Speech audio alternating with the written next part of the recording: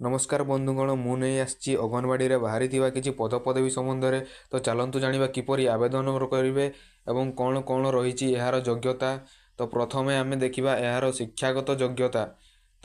अंगनवाड़ी कार्यकर्ती होगापाई अन्यतम school board रु +2 पास करिथिबा दरकार।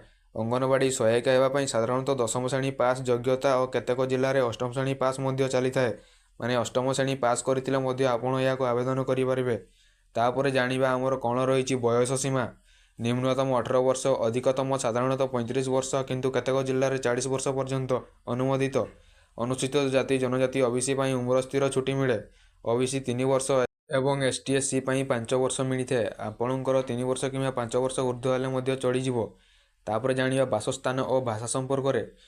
तो चलतु जानिबा बासस्थान और भाषा संपर्क में। आवेदनकारी निज ग्राम व ग्राम पंचायत जिलार स्थानीय बासिंदा होगा दरकार। ओडिया भाषा दक्षता आवश्यक।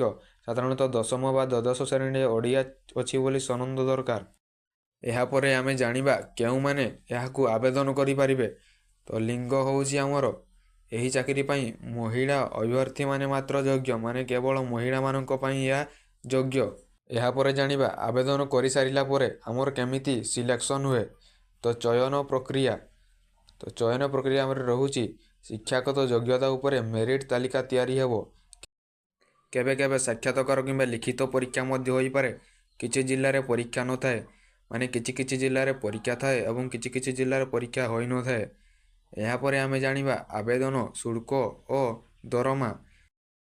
ତ ମହିଳାମାନଙ୍କ ପାଇଁ କୌଣସି ଆବେଦନ ଶୁଳ୍କ ନଥାଏ ଏବଂ ଦରମା ସାଧାରଣତଃ ଆମର ରହିଛି 5,000ରୁ 10,000 ଟଙ୍କା, ଯାହା ପଦ ଓ ଜିଲ୍ଲା ଅନୁସାରେ ହୋଇଥାଏ। ତ ଚାଲନ୍ତୁ ମୁଁ ଆଉ ଥରେ ଏହାକୁ ସଂକ୍ଷିପ୍ତରେ ଆପଣଙ୍କୁ ବୁଝାଇ ଦେଉଛି। ଆମର ମାନଦଣ୍ଡ ରହୁଛି ଅଙ୍ଗନବାଡ଼ି କାର୍ଯ୍ୟକର୍ତ୍ରୀ ଏବଂ ସହାୟିକା। आमर शिक्षा रोचे 10ମ एवं +2 पास। सेमिति बयस सीमा रोचे 18ରୁ 35 वर्ष, केतेक 40 रे चढ़। स्थानीयता होची निज ग्राम बा पंचायत रु होची।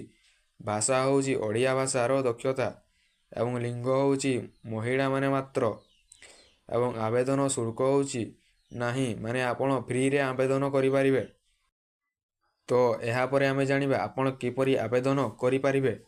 तो प्रथमे निज जिल्लार अधिकारिक नोटिस एनगेजमेंट AWC odisha.government.in रे खोजंतु एवं आवेदन करंतु। द्वितीय बयस सीमा और शिक्षा सनद सठिक अच्छी कि नहीं जांच करंतु। ऑनलाइन आवेदनर तारीख और नियम मानंतु।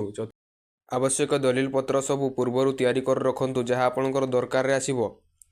तो सांग माने वीडियोटी देखिथिबा पई धन्यवाद। जदि यह उपयोगी लगी तेबे दयाकोरी लाइक, सब्सक्राइब और बेल आइकन टी को दबांतु, जहाँद्वारा आपण आम नुआ चाकरी अपडेट और कैरियर टिप्स मिस करिबा नहीं।